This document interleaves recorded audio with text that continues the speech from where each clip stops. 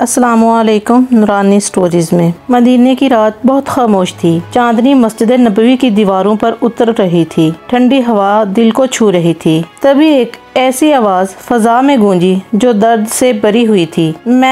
ये आवाज एक कमजोर बकरी की थी। नबी करीम सल्लल्लाहु अलैहि वसल्लम उस वक्त मस्जिद में नफल अदा कर रहे थे। आप सल्लल्लाहु अलैहि वसल्लम के दिल में एक अजीब सी बेचैनी पैदा हो गई। नमाज मुकम्मल करने के बाद आप सल्लल्लाहु अलैहि वसल्लम खामोश हो गए और फिर आस्था से फरमाया, आज रात कोई कमजोर मखलूक तकलीफ में है, उसकी आह अर्श तक पहुंची है। सब सहाबा हैरान थे, कौन सी मखलूक, कहाँ? मगर किसी ने सवाल न किया। नबी करीम सल्लल्लाहु अलैहि वसल्लम ने हजरत अली, हजरत बिलाल और हजरत अबू साद को साथ लिया और मदीने से बाहर एक छोटे से गांव की तरफ रवाना हो गए। मदीने के बाहर एक सादा चरवाहा रहता था जिसका नाम सईद था। उसके पास कई बकरियां थी, लेकिन उन सब में से एक बकरी नूर उसको बहुत अजीज थी। नूर कई दिनों से बीमार थी, ना कुछ खाती थी ना पानी पीती थी, बस चुपचाप लेटी रहती, जैसे उसकी सांसें टूटने के करीब हों। सईद ने इसे गोद में उठाया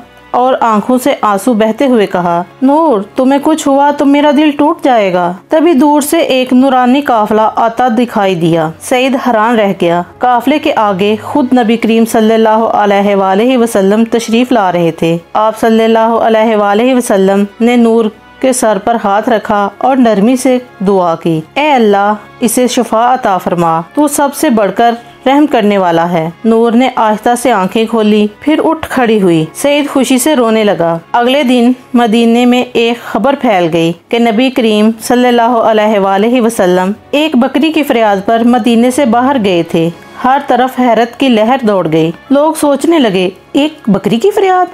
नबी करीम सल्लल्लाहु अलैहि वसल्लम ने एक मजलिस में फरमाया, जिस दिल में रहम नहीं वो दिल अल्लाह का नहीं। कमजोर मखलूक का दर्द महसूस करो। उस दिन से मदीने में जानवरों के साथ रवैया बदलने लगा। लोग बकरियों को मोहब्बत से देखने लगे, इन्हें खाना देते, इनकी देखभाल करते और छोटे बच्चों को रहम सिखाने लगे। चंद दिन बाद एक रात कुछ भेड़िए चरवाहे के बाड़े में घुस आए। सईद ने बकरियों को बचाने की कोशिश की।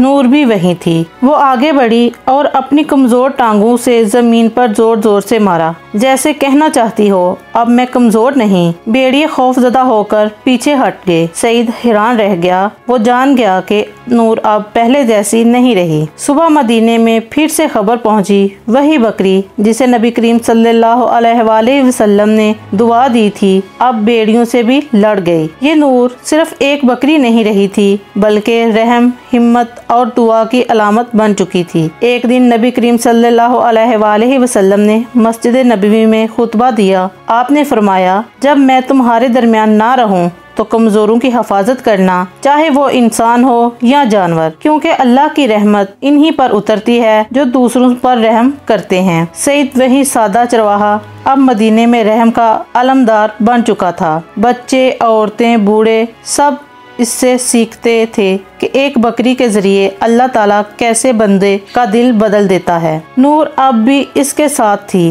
जिंदा, खुश और सबकी पहचान। ये कहानी यहाँ खत्म नहीं होती, बल्कि हर उस दिल में चलती है जो किसी कमजोर की फरियाद सुन ले। नबी करीम सल्लल्लाहु अलैहि वसल्लम ने सिर्फ इंसानों को नहीं, बल्कि हर जानदार को रहम की नजर से देखा। अगर तुम भी कभी किसी ज़ईफ, बीमार या बेबस मखलूक की फरियाद सुनो तो याद रखो, एक कमजोर बकरी की सदा भी अर्श को हिला सकती है। ये सिर्फ एक बकरी की कहानी नहीं, ये दिल की बेदारी की सदा है, रहम, मोहब्बत और शिफा की कहानी है। ऐसी मजेदार ईमान फरोज कहानियाँ देखने के लिए जुड़े रहिए नूरानी स्टोरीज के साथ। अगर कहानी अच्छी लगी है, चैनल को लाइक, सब्सक्राइब और कमेंट करना ना भूलिएगा।